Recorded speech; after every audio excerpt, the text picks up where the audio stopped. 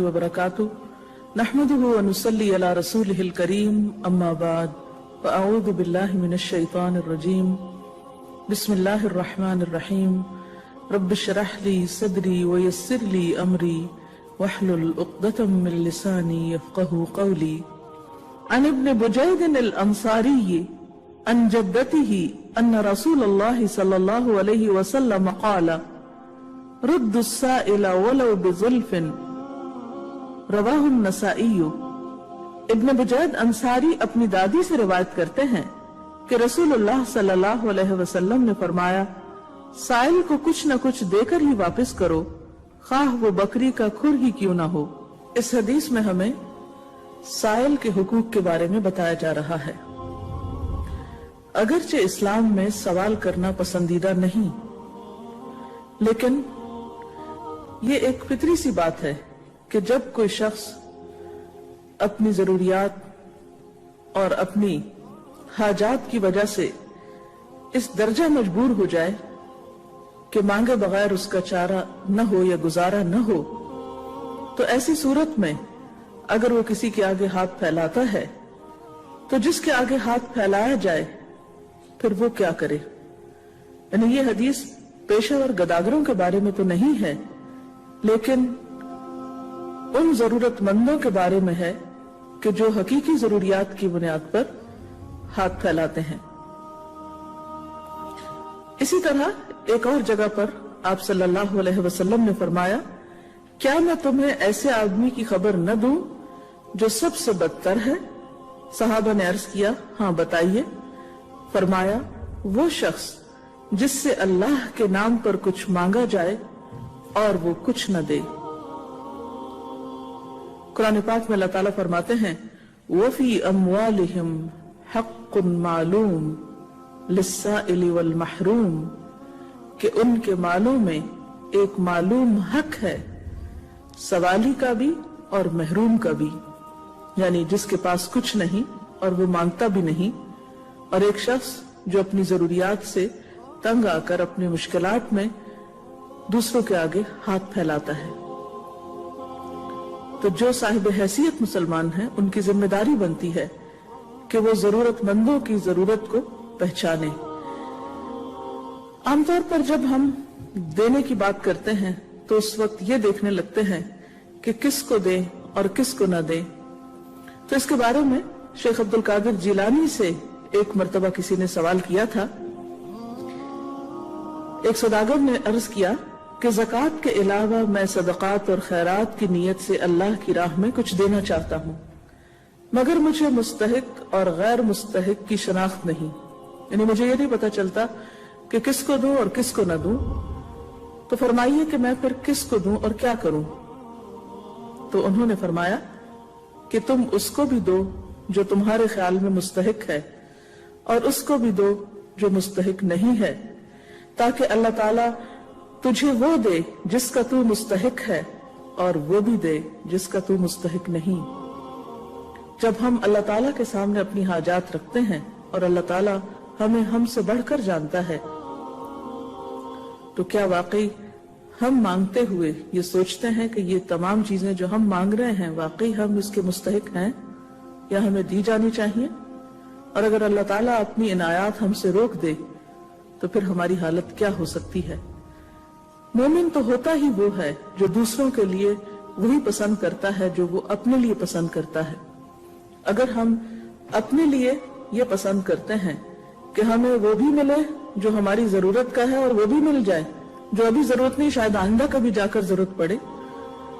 तो अगर कोई शख्स अपनी जरूरत हमारे सामने रखता है और अगर नहीं भी रखता तो हमें क्या हुक्म है या हमारे लिए क्या पसंदीदा है।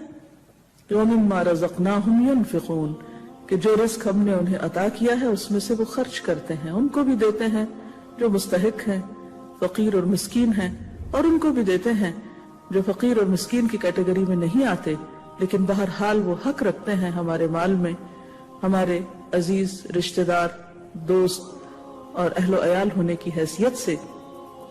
लिहाजा एक बंदा मोमिन के लिए पसंदीदा चीज यही है कि वो अपने माल को अल्लाह की राह में खर्च करता रहे और सवाल करने वाले के सवाल से गुस्सा न करे, اس کو ڈانٹے نہیں، اس کے ساتھ برا سلوک نہ کرے، کیونکہ قرآن پاک میں آتا ہے وَأَمَّا السَّائِلَ فَلَا تَنْهَرْ، سوالی کے ساتھ جھڑک کر معاملہ نہ کرو، سوال کرنے والے کو جھڑکو مت، ڈانٹ ڈپٹ کے بات نہ کرو، اس کو اذیت نہ دو، پریشان نہ کرو۔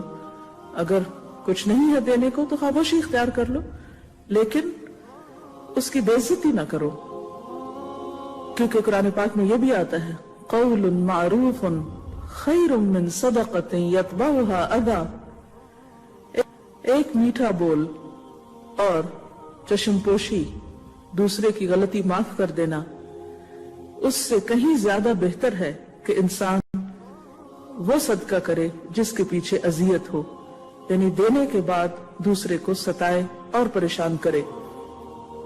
بعض اوقات ایسا ہوتا ہے کہ ایک شخص جو مانگنے کا عادی نہیں ہے، کوئی پیشہ ور گداگر نہیں ہے، جب وہ کسی شدید حاجت کا شکار ہوتا ہے تو وہ اپنی عزت نفس کو قربان کرتے ہوئے ہمارے پاس پہنچتا ہے۔ اسی لیے کہا جاتا ہے کہ سوالی اگر گھوڑے پر بھی سوار ہو کر آئے تو اس کے سوال کو رد نہ کرو، یعنی اس کے ساتھ ایسا معاملہ نہ کرو کہ جس سے اس کی مزید بے عزتی ہو۔ پھر یہ بھی یاد رکھیے کہ اگر ایک انسان حقیقی ضرورت مند ہے اور وہ سوال کرتا ہے اور ہم اس کی ضرورت پوری نہیں کرتے تو ہو سکتا ہے کہ جس چیز کو ہم نے روکا اسے ہم بھی استعمال نہ کر سکیں، کیونکہ روکنے والے کا روک بھی لیا جاتا ہے۔ جیسے آپ صلی اللہ علیہ وسلم نے حضرت اسماء سے کہا تھا لا توکی فیوکا علیکی، روکو مت ورنہ تم سے روک لیا جائے گا۔ تو دینے والوں کو اللہ تعالیٰ اور دیتا ہے، دینے سے مال بڑھتا ہے، روکنے سے نہیں۔ لہذا ایک روایت میں آتا ہے کہ حضرت ام سلمہ کو گوشت کا ایک ٹکڑا تحفے اور ہدیے کے طور پر بھیجا گیا۔ آپ صلی اللہ علیہ وسلم کو گوشت بہت پسند تھا، تو ام سلمہ نے خادمہ کو حکم دیا کہ اس گوشت کو گھر میں رکھ دو، ممکن ہے کہ آپ صلی اللہ علیہ وسلم اسے تناول فرمائیں۔ خادمہ نے اس گوشت کو گھر میں طاق پر رکھ دیا۔ پھر اتنے میں ایک سائل دروازے پہ آ کھڑا ہوا اور اس نے کہا کہ تم صدقہ خیرات کرو، اللہ برکت دے گا۔ گھر والوں نے کہا اللہ تمہیں برکت دے، یعنی انکار کر دیا۔ سائل یہ سن کر چلا گیا۔ اس کے بعد آپ گھر میں تشریف لائے اور ام سلمہ سے فرمایا کہ تمہارے پاس کچھ کھانے کی چیز ہے تو لاؤ میں کھاؤں۔ ام سلمہ نے کہا ہاں ہے، اور خادمہ سے کہا کہ وہ گوشت جا کر لے آؤ جو طاق میں رکھا ہے، نبی کریم صلی اللہ علیہ وسلم کے سامنے پیش کرو۔ وہ خادمہ وہاں گئی اور طاق میں گوشت کو نہیں پایا، بلکہ اس کی جگہ ایک سفید پتھر کا ٹکڑا پایا۔ آپ کو جب یہ معلوم ہوا تو فرمایا کہ وہ گوشت پتھر اس لیے بن گیا کہ تم نے سائل کو دیا نہیں۔ اسی لیے حدیث کے الفاظ کیا ہیں کہ سوالی کو مت لوٹاؤ، یعنی خالی ہاتھ مت لوٹاؤ۔ اگر کچھ بھی نہیں اور سوائے ایک بکری کے جلے ہوئے کھر کے تو وہ بھی دے دو، یعنی اگر تم سائل کی ضرورت پوری نہیں کر سکتے تو تم اس کو ایک اچھی دعا دے سکتے ہو، ایک مسکراہٹ دے سکتے ہو، ایک اچھا مشورہ دے سکتے ہو، اس کے لیے خیر و بھلائی کی دعا کر سکتے ہو۔ لیکن روکھا پی کا رویہ اختیار کرنا، بے نیازی کا برتاؤ کرنا اور پھر ڈانٹ ڈپٹ کرنا یہ ناپسندیدہ ہے۔ لیکن دوسری طرف سوال کرنے والوں کو بھی سوچ سمجھ کر سوال کرنا چاہیے، کیونکہ اسلام میں سوال بہرحال پسندیدہ نہیں ہے۔ حدیث پاک میں آتا ہے من یستعفف یعفہ اللہ ومن یستغنی یغنہ اللہ ومن یتصبر یصبرہ اللہ۔ جو خوددار رہنا چاہے گا اللہ تعالیٰ اسے خودداری عطا کر دے گا، جو غنی رہنا چاہے گا اللہ تعالیٰ اس کو غنی کر دے گا، جو صبر اختیار کرنے کی کوشش کرے گا اللہ تعالیٰ اسے صبر عطا فرما دے گا۔ البتہ اگر کسی کو بے مانگے کچھ مل جائے تو اس کا لینا صبر کرنے سے بہتر ہے۔ یعنی اگر آپ سوال نہیں کر رہے اور بن مانگے بغیر سوال کیے آپ کے پاس اللہ کا فضل آتا ہے تو اسے لوٹانا یا رد کرنا درست نہیں، اسے قبول کر لینا چاہیے، لیکن مانگنے کی حرص نہیں ہونی چاہیے، لالچ نہیں ہونا چاہیے۔